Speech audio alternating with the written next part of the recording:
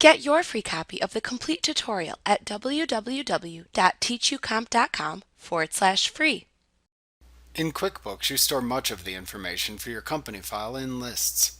In QuickBooks, you keep lists for all of your vendors, customers, inventory items, and accounts. They are there so that you will not need to retype information you use frequently every time you want to place it into a form.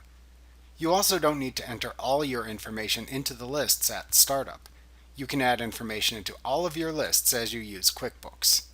This chapter covers manipulating the main lists you need to run QuickBooks efficiently: the chart of accounts, the customers and jobs list, the employees list, and the vendors list. These lists, with the exception of the chart of accounts, are maintained within the Related Center in QuickBooks. So, for example, you can open the Customer Center to access the Customers and Jobs list. The lists within the centers also share a similar layout and structure. So after learning how to perform list-related tasks in one of the centers, you can then quickly master using the lists in the other centers too.